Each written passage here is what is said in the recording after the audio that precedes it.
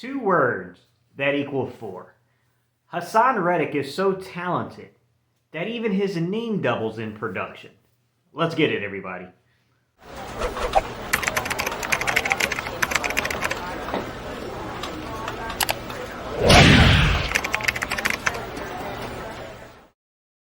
What's up, Cerebral football fans? My name is Steven Hyder. This is Gate City Sports Channel. Hey, if you're new to the channel, be the first, second, third time you caught my content and you enjoyed today's discussion. We're on a journey. We're on a path that just crossed us over 6,900 subscribers, heading towards 7,500 subscribers. I would love for you to be a part of that equation and join the Cerebral football community. We call ourselves the Cerebral Lights here.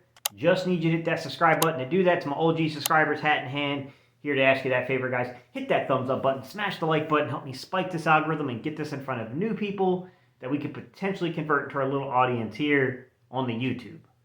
All right. Hassan Reddick, man. Whew. Man, Hassan Reddick was one heck of a signing for the Philadelphia Eagles during the offseason. This young man, in the past 6 games, has had at least a half a sack. At least a half a sack. He's been very productive as a pass rusher for 6 consecutive weeks. Pretty difficult to do. In 10 out of 14 games, he's registered at least a half a sack.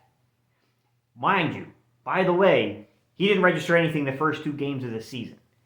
That is how good he has been. This is how good this defensive line is performing down the stretch for the Philadelphia Eagles.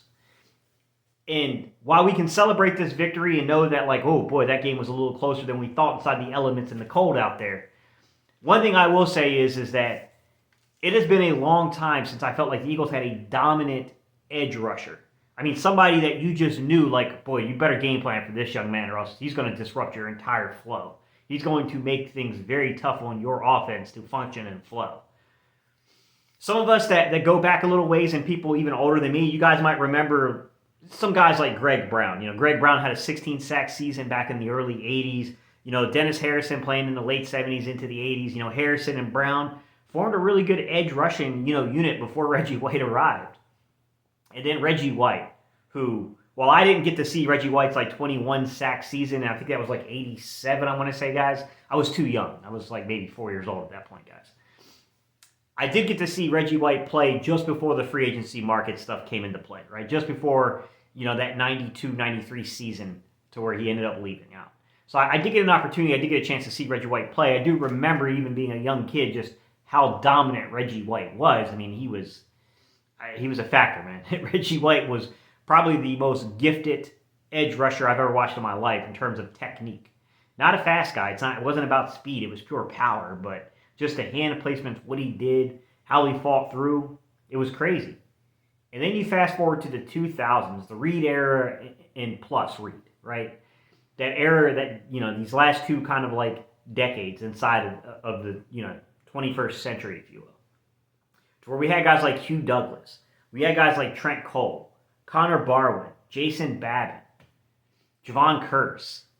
We've had these little sprinkles in of players who could really get after the quarterback, right? Jason Babin had an 18-sack season in the 2010s. I want to say it was like 2011. He had that 18-sack season.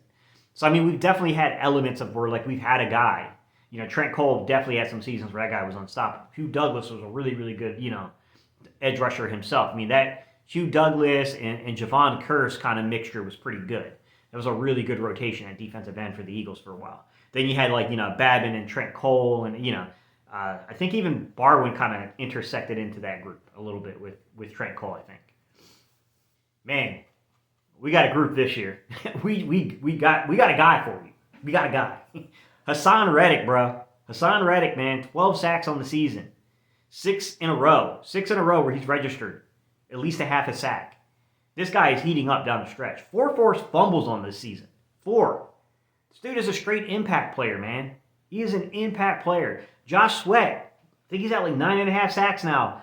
Guys, remember, I've made a lot of predictions that are coming true. I made the prediction about Jalen Hurts. It definitely looks true. I made the prediction about Miles Sanders going over 1,000 yards. Definitely looks true. I said we would have at least 2,000-yard receivers.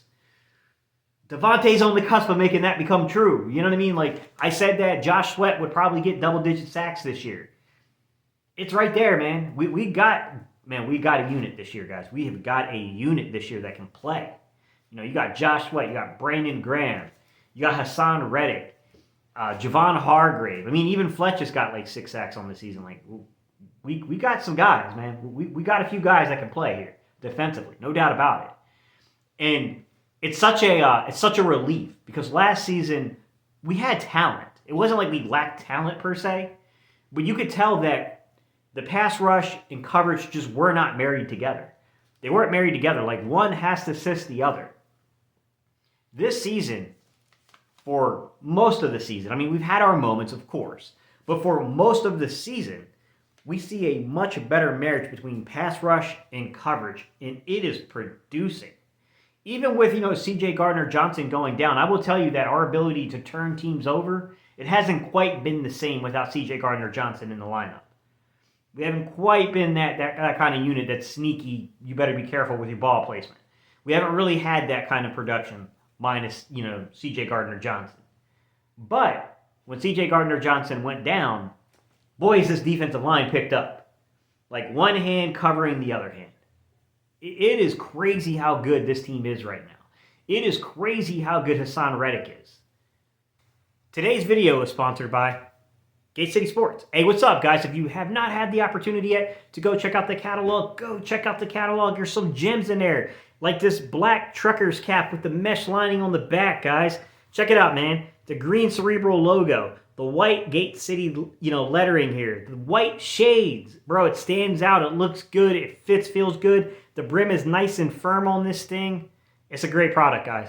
Hey, man, do me a favor. If you guys have the time, you have the energy, you got some money, support the channel, guys. Links down below. Man, it's been a while since I felt like we got a dude on the edge you better pay attention to. I'm telling you now, if you end up having an injury at right tackle, whew, boy, you better chip. You better bring attention to that side. You better hope Josh Sweat doesn't eat you alive on the left. You better hope that Javon Hargrave doesn't start destroying your interior. Man, this pass rush unit is special, guys. This is... Whew. Those guys between Javon Hargrave and, Fletch in the interior, with Ndamukong Suh and Linval Joseph and Jordan Davis, Milton Williams, man, that interior, whew, that's a nasty rotation. To the outside guys, like Patrick Johnson. I'm not saying Patrick Johnson's got all these kind of crazy numbers. If you don't really watch the Eagles, if you're tuning in from outside, you may not realize how good Patrick Johnson is. Pretty good fourth rotational piece there. Then you got Brandon Graham, who's got over 8 sacks on the season. You got Josh Sweat, who's pushing double digits at this point. You got Hassan Reddick, who is just absolutely destroying offensive units, destroying the flow of games. How about how Hassan Reddick single-handedly knocked them out of a scoring opportunity? Man, this is a crazy, crazy good unit. This team is talented, man. This is probably, I know we talked about the offense last week. I think we need to talk about the defense this week, guys. I don't want to go make bold claims. I'm just saying that this is a very good defensive unit. I know how good those Buddy Ryan, Bud Carson early 90s, late 80s defensive units were. I get it, guys. That was some really good units, and it's really difficult to say that a team is better than that unit. I think some of us older folks in the community need to start having these conversations because we've been around to see those Bud Carson and Buddy Ryan days. We've been around to see those early Jim Johnson days, the early Jim Johnson, Andy Reid days, the early 2000s. And now we see this iteration here in 2022. Something special is brewing, man. This team is special, bro. This team's special. Even the special teams is becoming special. It's crazy how good we're getting down the stretch, man. And I'll be honest with you. If you had to have a game that wakes you up, it wakes you up to where you're not losing, but it certainly puts you on notice as a coach. You got film to go over. You got some film to get on some dudes and be like, yo, this can't happen in consecutive weeks. This got to get shored up. We got to be better at this part of the game. Thank you, Chicago. You gave us what we need to get ourselves back in shape down the stretch. We avoided a loss. We avoided catastrophe. And now we have nothing but quality film to put in front of players to challenge them to say, how good are you? How good are you? You want to be Super Bowl champions? This got to get cleaned up. Man, I love this, bro. We're in a good place, guys. We're in a really, really good place, man. All right, y'all, leave your thoughts down below. Let me know what you think.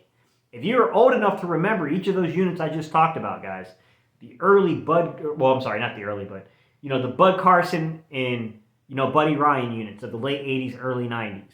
If you're, old enough to remember the Jim Johnson and Andy Reid units of the early 2000s, and obviously you see this 2022 version, let me know how you think things stack up. Guys, I'm not old enough to go back to the Greg Brown and Dennis Harrison that, I was born in '83, so those guys were kind of they were coming on around those time frames that I was born.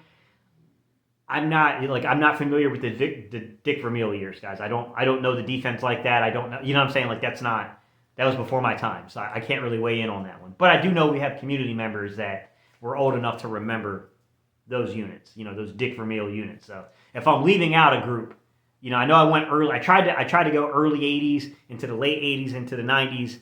Into the early 2000s, into this current unit, just for comparison's sake. But if I am missing a unit, talk about it, guys. I'm not old enough to remember it. All right, y'all. I appreciate y'all's time and attention, guys. I'll see y'all in the next video.